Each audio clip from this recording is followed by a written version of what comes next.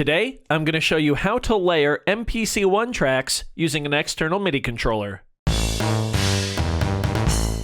Freebeat. Hey, how's it going, everybody? Welcome to Freebeat, where I post new music-related content every single day, so if that sounds good to you, hit that subscribe button, ring that notification bell. Today's patron shoutout goes to Giddy Gavin. Thank you so very much for the support. Let's get started. So today I'm going to show you how to stack tracks, how to layer them so you can control multiple tracks at the same time with an external MIDI controller on the MPC One. Of course, by extension, this will work with all of these standalone MPC devices. So let's pull up an empty project here, and then I'll tell you what I've got going on cable-wise. So this cable right here is just power to the MPC One going to the wall. This cable right here is coming out of the USB Type A jack, and it is a micro USB cable going into my Arturia key step. This is providing power and allowing the key step to control the MPC One via MIDI. So whatever controller you want to use, you'll either be plugging it into the USB port or the 5-pin MIDI in jack on the back. Then these two cables here, not sure if you can tell there's two, but those are just my audio outs going to my audio recorder. That's all you need. So let's go ahead and start layering some sound. So I'm going to go to track number 1, and I'm going to turn that into a plug-in track. You can actually layer plug-in tracks, sample tracks, and key group tracks, which is really, really cool. This is a super handy way to come up with neat sounds, and a few more things you can do with it too, that we'll get into in just a minute. So, right now I've got the tube synth pulled up, just the stock plug-in. When I'm layering, I typically like to start with a piano. So I'm going to the hype synth, then I'll go to program edit, go right here, viewing my presets, go to piano, and the one I like is called basic piano. There it is. And that's what it is, a basic piano.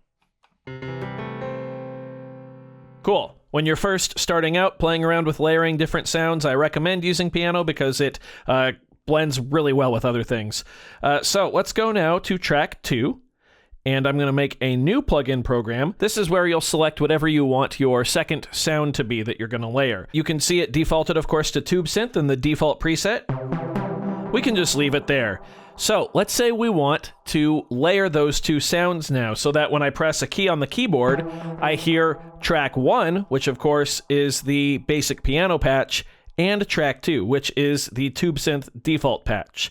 So I'm going to press this button right here. This little sideways graph here, if you will. Now, by default, the input for both of these tracks will be all ports. That's okay.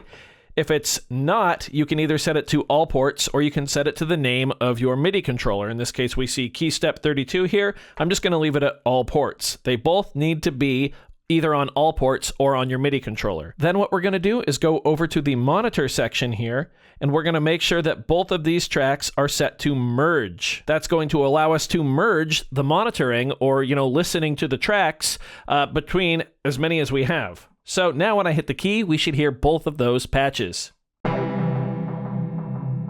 There we go. We can very clearly hear the piano as well as that tube synth default patch. We can play with the levels here as well. Now, what if we want to record these into our song at the exact same time? Well, you'd think you'd want to arm both at the same time, right? And you do, but it doesn't let you do that right off the bat. If you're just pressing arm, it will unarm the other track, and it would also unarm any other tracks that were on here as well. However, if we hold shift and press arm, now we can see that they are both armed for recording, and we can go ahead and record. So I'll turn on our click. Let's record.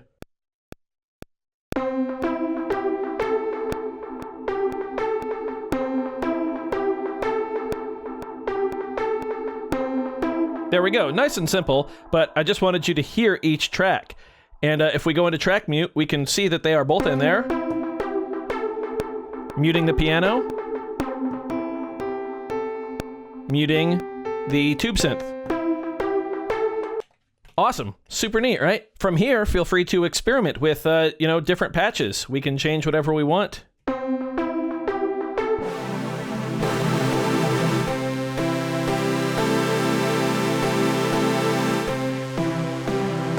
You can even go to a completely different plugin because it's all MIDI data, right? So we can go into Bassline. Let's pick a monophonic synth and see how that sounds. Basic, sure.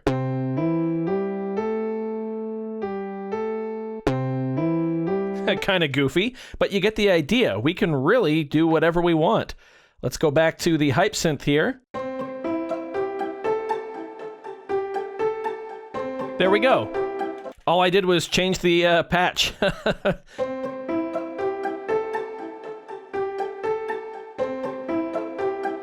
How neat is that?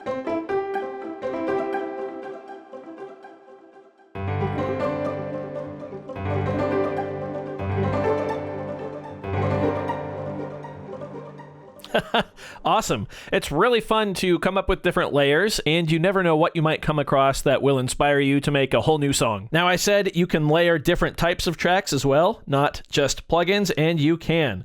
So let's go to track 3, and we're going to turn track 3 into a drum program, okay? So we're going to go browse.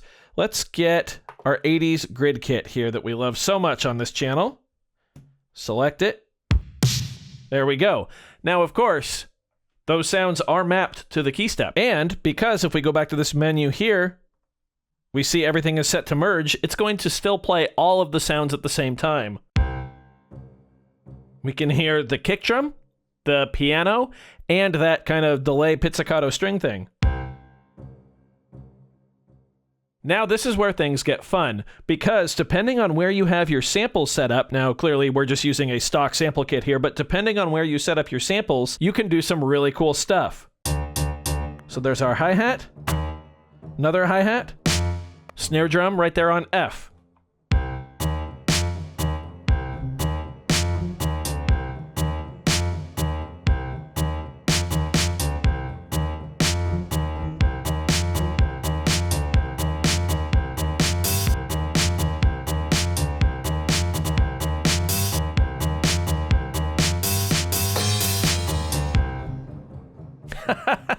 Super fun, super different, and like I said, if you go in with your own samples and strategically place them around the keys, you can come up with some crazy live performance stuff, which is just awesome.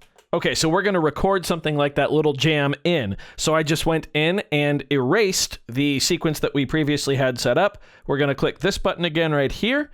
I'm going to hold Shift and arm all 3 of these tracks for recording. Okay, let's record. 1, 2, 3, 4.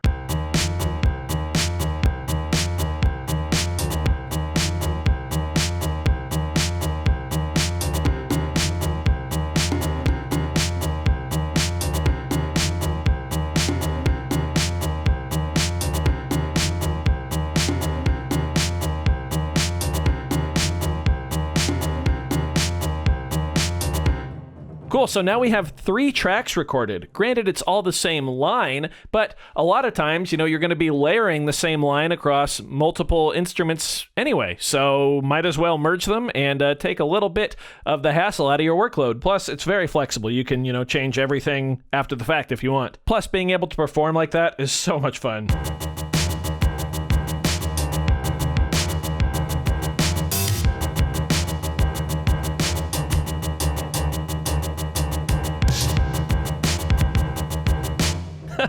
You can see how it can get out of hand pretty quick if you're not using your own sample mapping. So there you go. I do hope you found this video informative or at least entertaining. If you did, be sure to leave a like on it. If not, you know where the dislike button is. Doesn't hurt my feelings, just makes me try that much harder next time.